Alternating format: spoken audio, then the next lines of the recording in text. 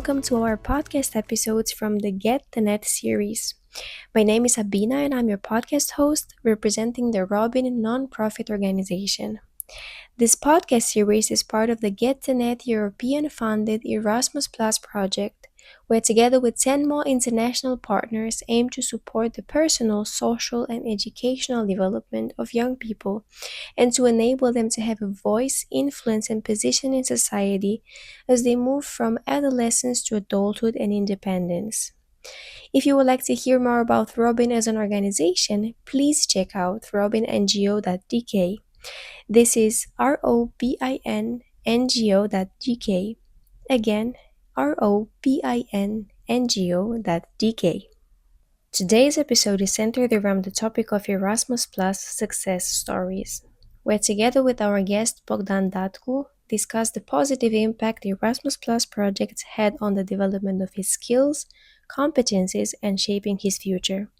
The episode nevertheless explores the importance of staying open to new opportunities and how taking small steps to get out of one's comfort zone can lead to incredible life-changing experiences.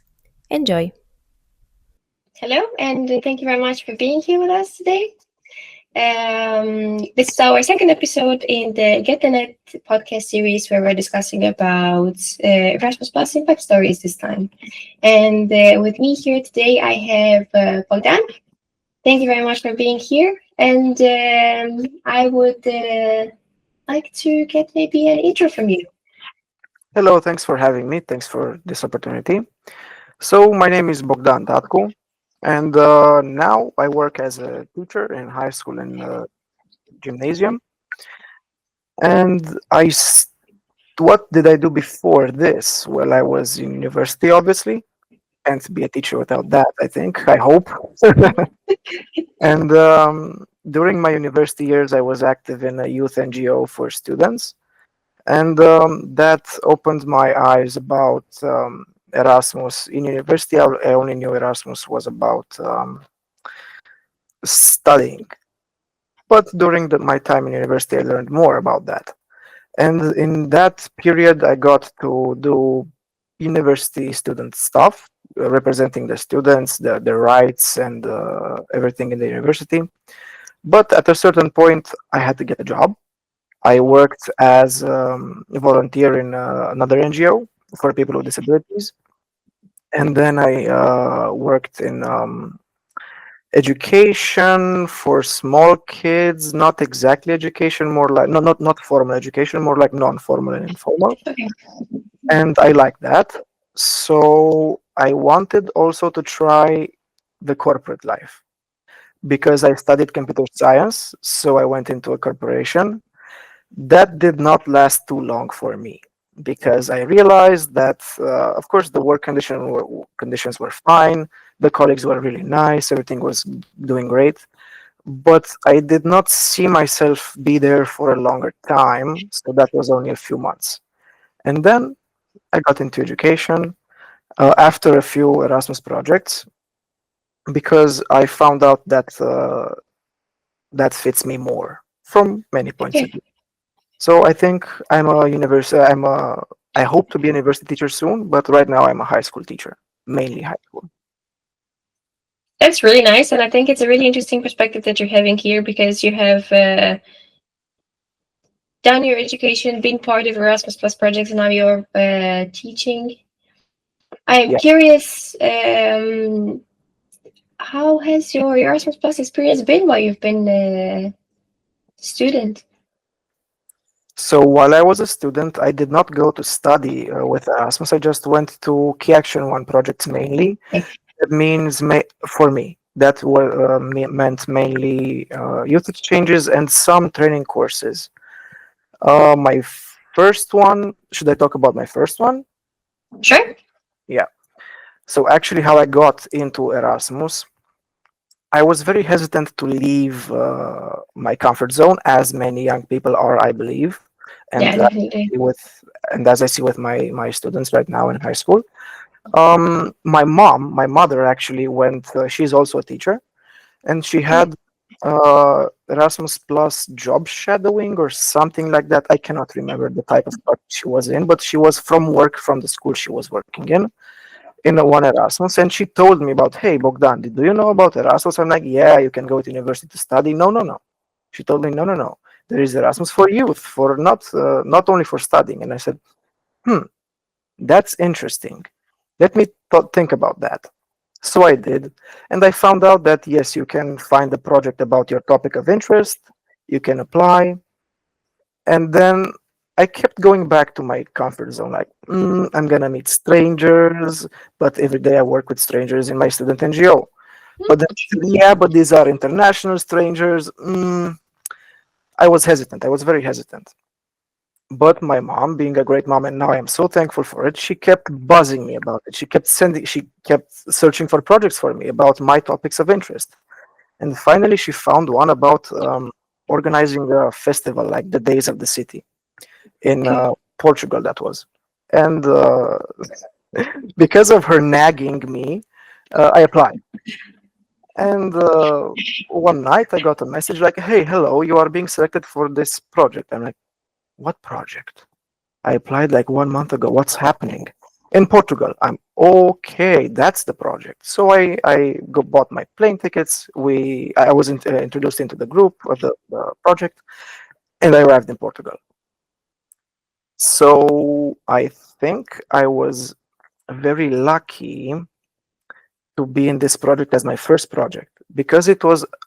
I'm not sure about the exact number of participants, but maybe there were 60 participants. So A big project. that's a lot from my experience until now, and I was double lucky that there were not only European countries from the European Union, but also partner countries. For example, there were some Egyptian team. For example, there was Turkish team and other partner countries. Okay. So right from the start, I got to meet different cultures than I was used to, or than I ever thought I would meet people from those cultures in my life, let alone maybe live together with them for 10 days or something like that, and work together and eat together and talk together and find out things about ourselves, the differences, the similarities, of course. And it was like a crash course into life for me at that time. I was still young. I was still in university, I think 21 years old or 22 maybe. Okay. I think That sounds interesting. yeah. And especially being that young, 21, 22 years old, you are interested about festivals, and one of the topics, the main topics of the project was to organize this Days of the City. And we had smaller teams, not one big team of 60, but smaller teams. We got divided, and each team had to do one certain bit of the bigger picture of the festival, and it was really amazing. Really, wow. I definitely imagine that because it seems to have been a very impactful experience for you, and being there with so many strangers in a strange country that you probably have you been to Portugal before that project? Never before to Portugal, no. But the funny coincidence is that my mom was in Portugal for her first Erasmus and her only Erasmus, Okay. and my first one was also in Portugal. And also that I can say that that Erasmus project was really well organized from all points of view. I would say from my experience until now, the reflections were amazing every night by the facilitator. The location Okay. was great. The facilities of the location were great. The logistics, the tools we had. If we needed something, we had everything just ready for us, and it was really good overall. I'm curious since you have been, so you were already in university, so you finished your high school education, everything, and so on. So you were used with this kind of formal environment of teaching.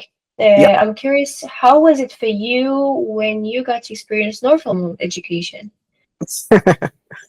um, I got to experience non-formal education a bit through my student NGO, but that was kind of more to the fun part, not exactly to the education of non-formal education part. we didn't really take it so much seriously. But during my first project and the other projects, I learned a lot that you can learn outside of a classroom or outside of a laboratory or outside of a course or a seminar or whatever that may be. And really learning from other people my age or close to my age, not only professors and stuff like Yeah. that, and learning from each other's experiences. Because if you get together a group of 60 young people, they will be different, Yeah. especially Erasmus project, and they will have some similarities and some other lacks in skills maybe. But for example, what I lack in skills, someone else can teach me or show me or cover for me by practice, by doing, by actually being in that situation. Like, let's do a short video, for example, Instagram reel or something. Yeah. And if someone doesn't have that experience, I work as an ICT teacher in high school, so I know how to edit small videos or such things like that, and I can teach that person, not in a class, not in a formal way, but let's shoot some videos, let's have some fun. That's one example, but there are so many. So I think it's really That's cool, very nice. and I got to learn this about myself, that I can accumulate the best knowledge and the most knowledge by actually doing. So I am the type of learner that I learn by doing. I can read thousands books, but if I don't do what is in that book, it's just, you know, that's That's what. probably something that now being a teacher as well, you could maybe see from your students' perspectives. Because Oh I yeah, remember since I was when I was a student as well, when I was in high school and I was in university, I did a lot of reading and doing a lot of like theoretical analysis, all these kind of things. But you really get down to understanding the matter of something when you practically do it. And this is, from what I hear you say as well, the beauty of the Erasmus projects, because you get to actually experience things and do them on your with your own hands and be there in that environment where you can truly get to either experience a new completely new thing to you or become better at what you already know by being able to practice it. exactly. And um going more into depth about that, I try to adapt my classes in the high school where I work. Of course, I have to respect the school curriculum and everything, but I try to adapt my lessons and my classes in such a way that we do maybe one third of theoretical part lessons or whatever that may be, but also the other two thirds we do practical things, some fun, nice. more formal, but I try to integrate non-formal education as much as I can into my classes, because I see the kids are more receptive and are more happy about that, and they are more open to that. That's nice.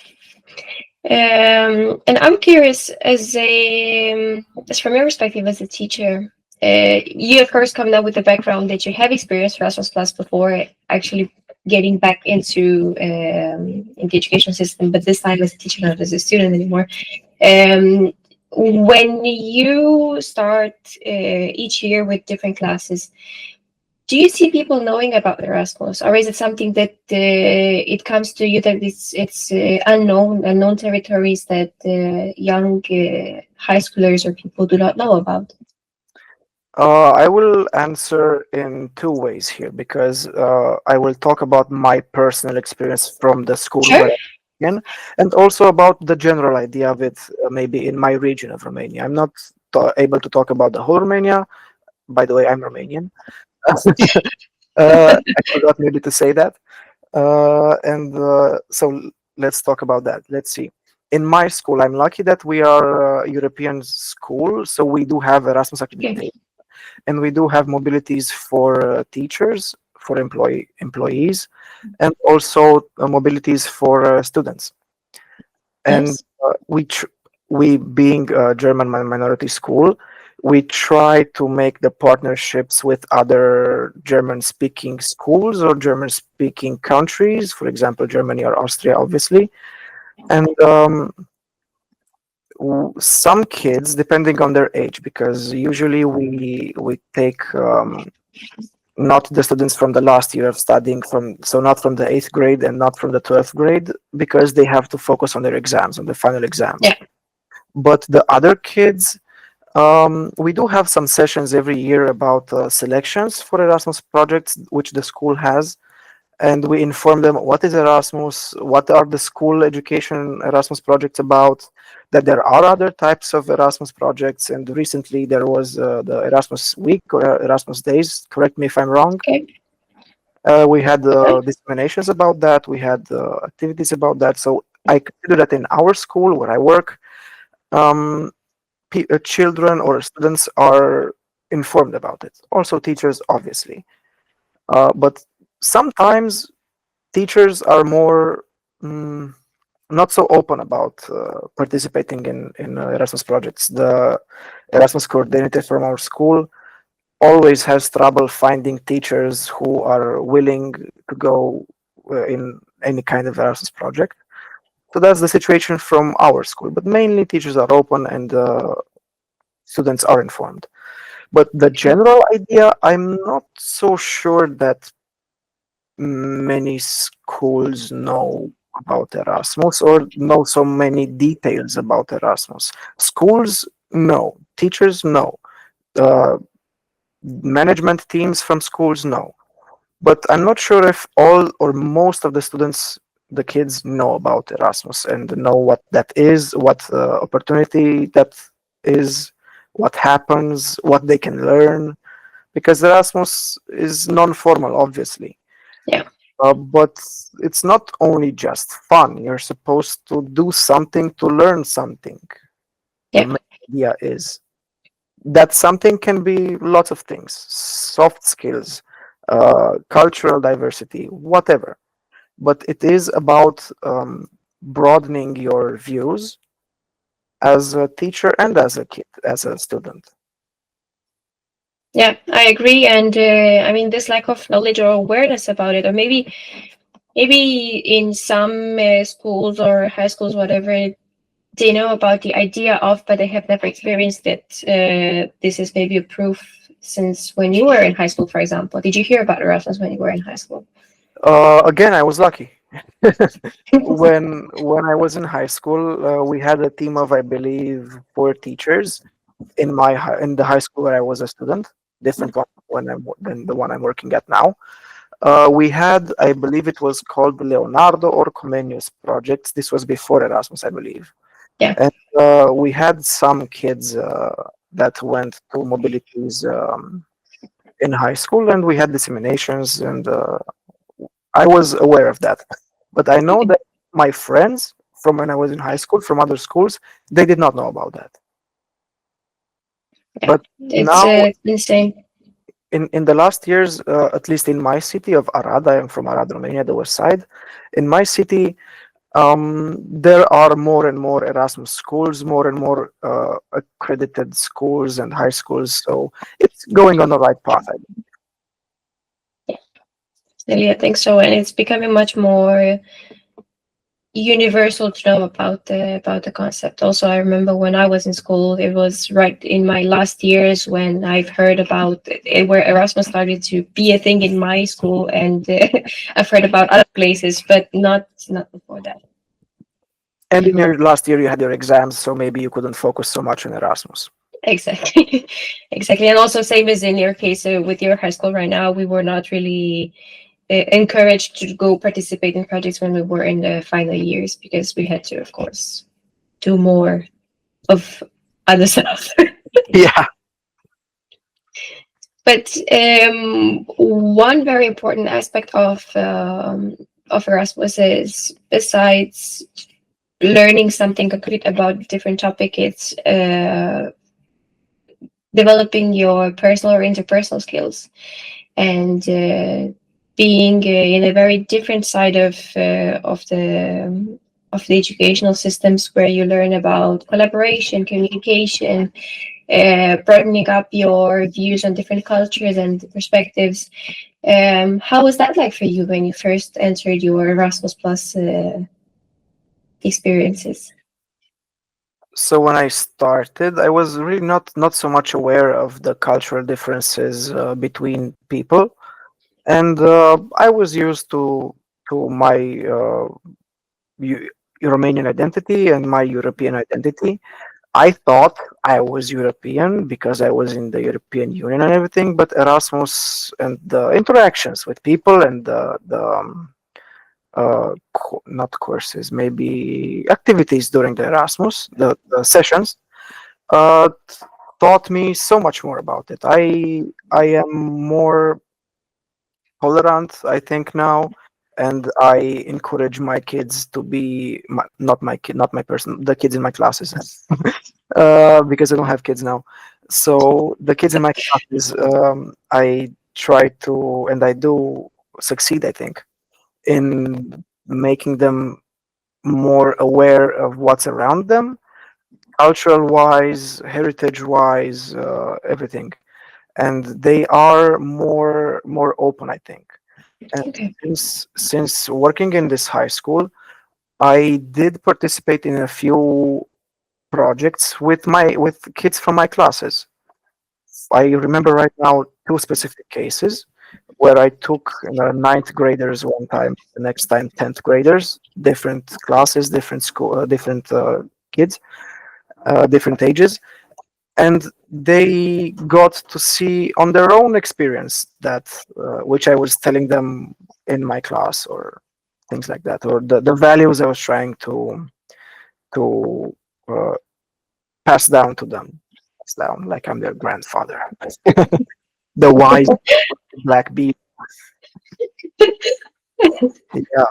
So I do think that I try to be more cohesive, more tolerant, more open, more European, but also I don't know if I can say the correct term here, but maybe a citizen of the world. It's the right phrasing. I'm not sure in English, but yeah, it was very helpful.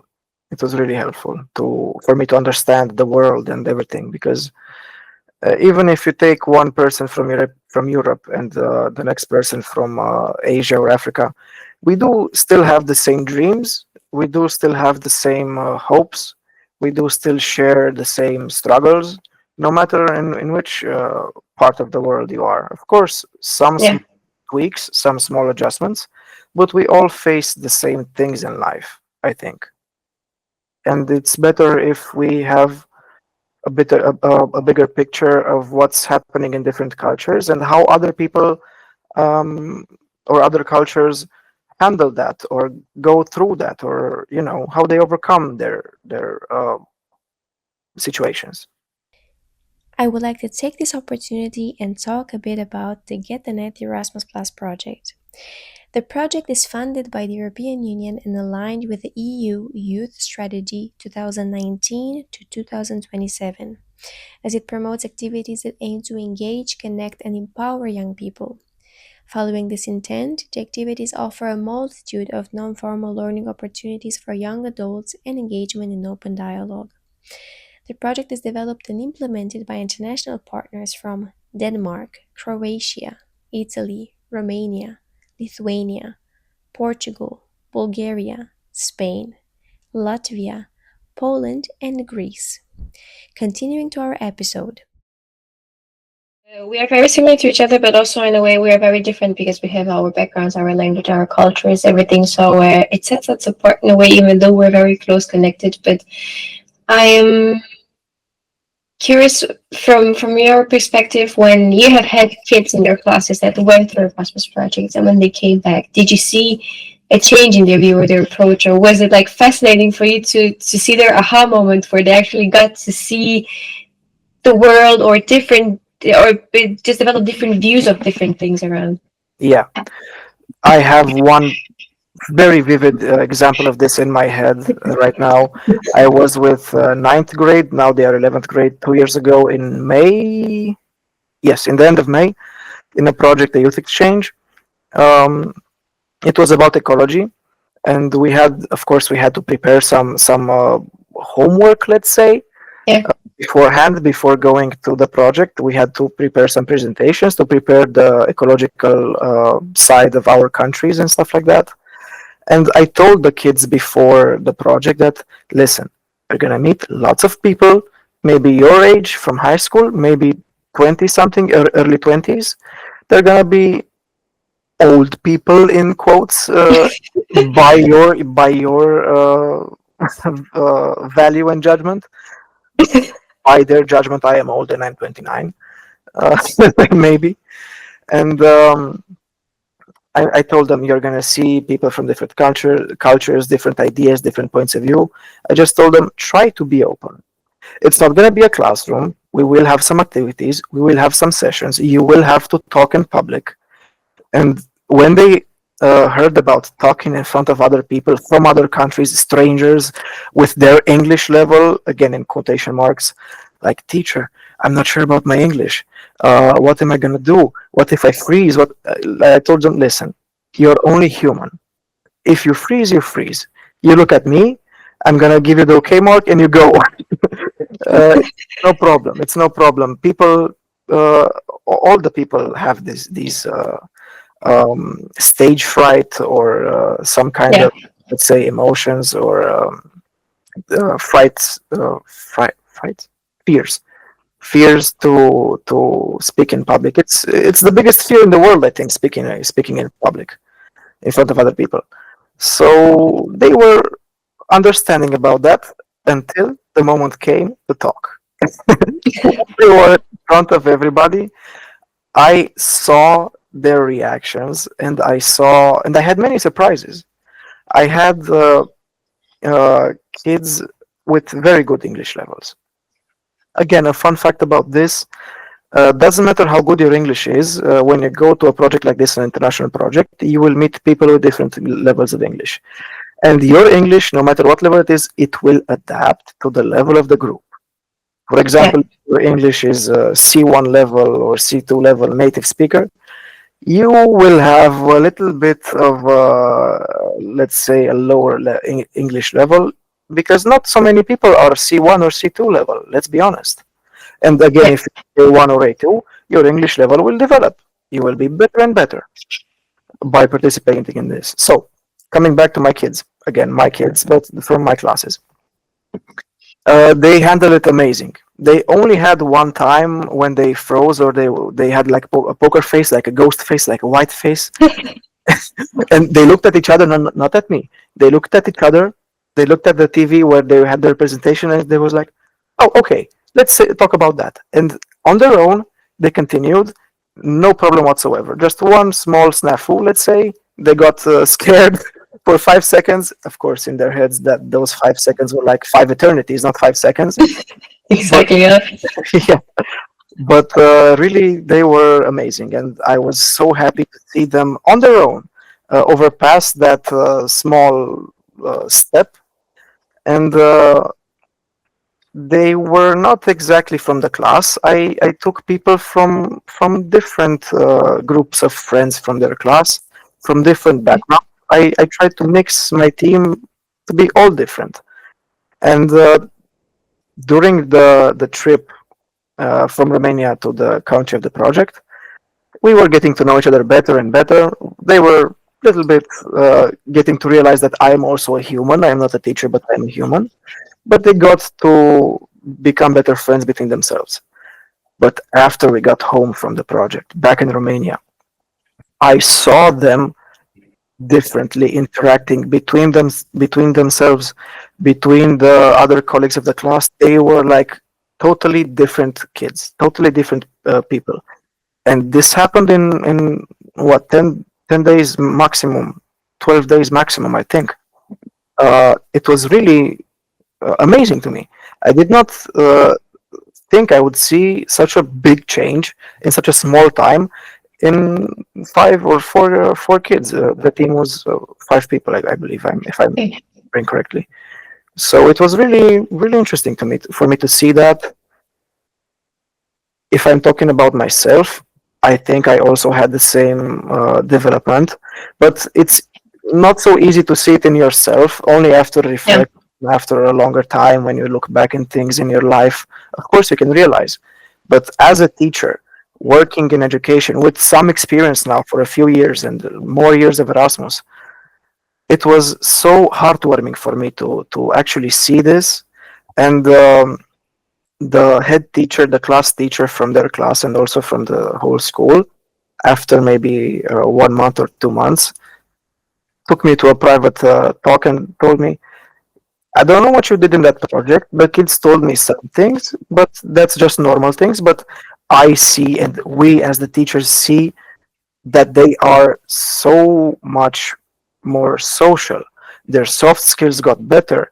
They are more interactive. They are more interested. They are more active. They are more alive in some way or another. So for me, that was such a big experience for me. I think I can say that my heart grew inside of me in some way or another, that I got to offer these kids the same opportunity that I had in my own time, and they actually took advantage of it to the fullest. It is so nice. And probably brings out a lot of memories in you when you got to experience this the first time and you got to see how nice it is to just be around so many different people and to feel it in yourself that you are actually something that I've also experienced from my Erasmus journeys, is that you get such a nice reflection moment when you see that you are capable of doing much more than you think you are, or that you see yourself growing in different ways, because you are set in such a different environment than what you are used to and into what regular education is like, and you learn so much even without realizing about yourself, about the others next to you, not just hard skills, but overall you become, maybe this is something that you can feel for yourself as well, or for your students, you become a much more rounded person, personality wise. You develop so much. Yeah, you do develop a lot, and I think that Erasmus focuses or combines lifelong learning, and I think Yeah, everyone knows what lifelong learning is, but also life-wide learning, not just long, but also wide. Um, Lifelong learning, from my perspective, is that you can develop yourself and your skills and everything in all the length of your life. But yeah, wide learning focuses on more smaller aspects of your life, developing maybe in the same time, maybe not in the same speed, not so fast each small part of your life, but for sure it combines life-wide learning, and it's I think it focuses on that, because even if you go in the key competences, there are 8 or 7. How many key competences are there now? I think 8. yeah, I think so. Okay, so the number of key competences, and they are different. And you, in your Erasmus experience, whatever kind of experience it is, whatever kind of project it is, or mobility, or whatever it may be, you do develop more than one, of course, and that's the whole idea, I believe. Yeah, And if you go to more Erasmus projects, more than one, you will develop in different ways, because you are put in different activities with different kinds of people, and you learn about so many things, and you learn about yourself most, about yeah. yourself, and how to improve yourself. Yeah, and also it's super nice to be in an environment where when you're in school, you're very much set to be with people in your own age range. You Yeah, all go together from one place to another, but when you enter these kind of projects, you're all of a sudden put together, as you said as well, with people that are like 20, 30. You might be even in the bigger projects where you are even with people in their 40s or 50s. And it's fascinating to see that no matter what age you are, we all get to learn from each other. And even someone who is 50 or 40, who already has maybe 20 years of professional experience, they would still be able to learn something from a 16-year-old. of course, of course. One fun story I had about getting to interact with older people than me. Of course, I've been to situations, and also in my workplace, that I am one of the youngest teachers. I'm 21. We have teachers that are in their 60s and approaching their retirement age. And of course, professionally speaking, in the school area, you can learn about your subject, about your curriculum, but also about life from your colleagues. But there's a special kind of interaction that happens in a non-formal framework, I believe, or Yeah. informal work, that it's much more, people usually are much more open about them, about their activities, about their experiences, and they are much more open to show you hands-on from their own life certain things. I Yeah. had a nice interaction with in this project, what I was talking about earlier, with these kids from ninth grade 2 years ago. Um, the person who was cooking for the project, the chef, she was a very nice lady and welcoming, and I'm passionate about cooking, about among other things. And every meal, I used to talk to her about what she was cooking for us, how she did it. I'm trying to learn other cooking cultures, and this was in the Baltic countries, so different, lots of a little Yeah. bit than Romanian one. And in one day, we got to go with the whole project for some activities in a bigger city. This place of the project was in a small village, and in a bigger city, we were to like a thrift shop. And in that thrift shop, I found a cookbook, a traditional cookbook from that country that was maybe 60 years old or 70. It was from the 1950s. And of course, I bought it. But the problem is that it was in the native language, not English or not Romanian. And we all went back to the place of the project for dinner.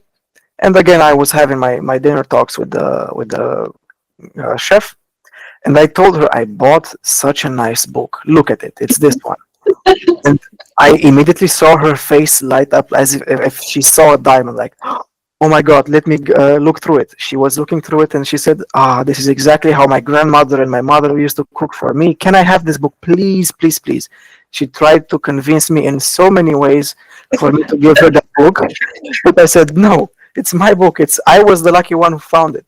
But in the end of the project, I made a complete copy, Xerox copy of the book. I kept the copy and I gave the original to her as a farewell gift and as a thank you gift for our talks and for sharing her culture with all of us in a different way, in a culinary way. But Yeah. it's still sharing a culture. If it's the food you eat, it's different than in your native country. It's still sharing, right?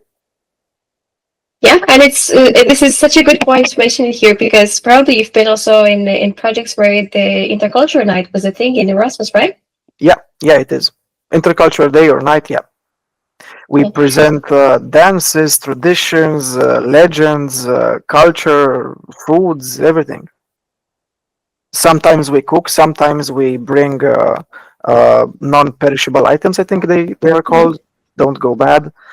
And in my first project, the one in Portugal, the one I talked about earlier, we actually had one day where they had an open event for the people in the community before the festival. They were invited. The people from the city were invited to this the headquarters of the NGO, where each country cooked a full meal, of course in big quantities, a full meal from the start of the appetizers to the dessert in their own traditional way. Of course, we shared so much food, so many different techniques of cooking, so many ingredients, so many, let's say, hacks of cooking, and the people from the community who got to taste maybe Romanian food, maybe Turkish food, or whatever else kind of food, they were also grateful and so thankful. And from eating, you get to connect on a different level, I think, Yeah. because all eat. That's a Yeah. truth of life. We all eat, and we Yes. all have our own preferences and our own ways of cooking. Even in the same city, you have more more ways to cook the same meal because the families from the great grandfathers have Yeah. different types of cooking and different visions about the food, and so many small conversations sparked up after tasting all the foods, and people got to talk to the locals through a very connecting activity, eating. I think it's very intimate and also very connecting. It is indeed. I 100% agree with you. Yeah. So we are now approaching the end time of our podcast, and I would like to ask you one question.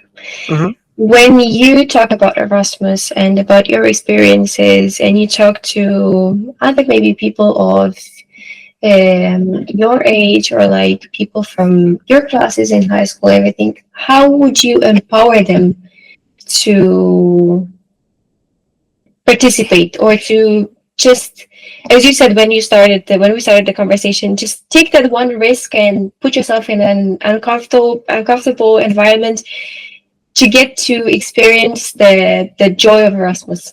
What would you tell them? Well, I will, as you said, I will go back to myself from the start of our conversation. I think people are so it's in the nature of the human being to go by habit and Yeah, to by comfort. And it's hard, and I had a very hard time going out of my comfort zone with not only with Erasmus, with everything in my life. I am comfortable, but I am getting more and more uncomfortable, let's say, to experience new things, and I'm growing from that, and I like putting myself out of my comfort zone.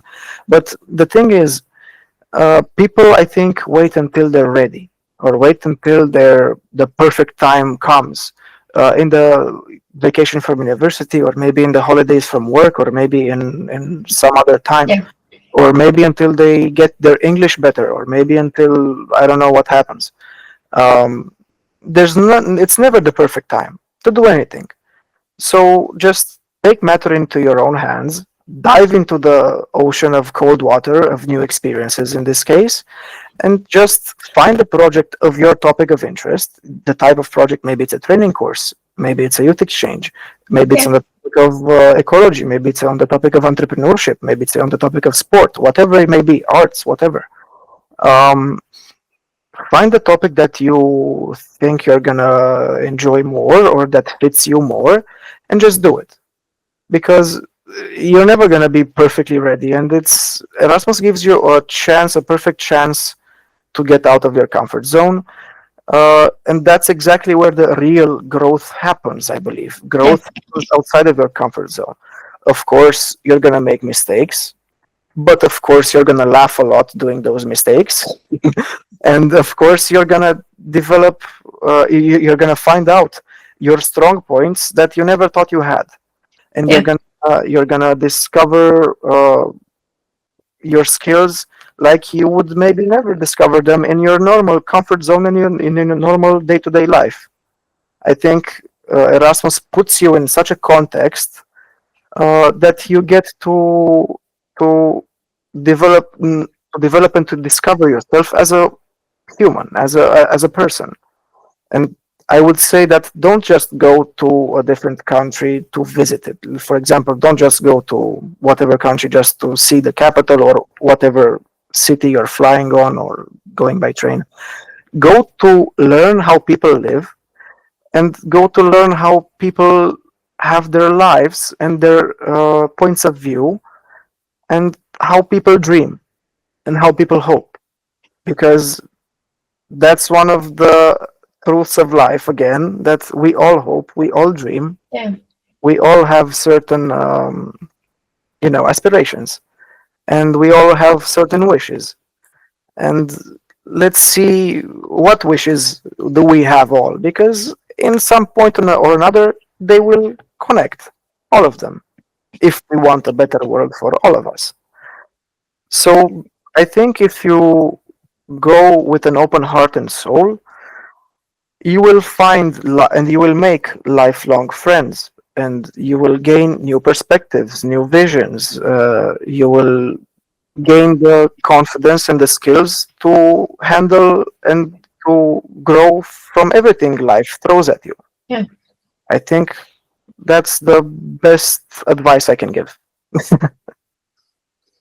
It's really motivational and very inspirational, and it brings so many good points about just getting out of your comfort zone, being curious, staying curious, taking risks, not Yeah, looking for the perfect time to be ready, because as you said, there is no such thing as being ready for something. And it has been an absolutely wonderful discussion. Thank you very much for being here with me today. And I am hoping that you're going to touch the hearts of more and more young people to inspire them to take these risks in their lives and seeing how wonderful this could be. Yeah. I hope. And I hope. I'm more than sure that you're gonna have that you're going to succeed in it, and it's gonna lean to more and more impactful, beautiful stories. So thank you Thanks. very much. Thanks for having me. Thank you so much for listening. If you enjoyed this episode, be sure to subscribe to our channels and share with a friend. You will find more information about our activity on robinngo.dk. This is robinngo.dk. Again, this is robinngo.dk. I'll catch you in the next episode.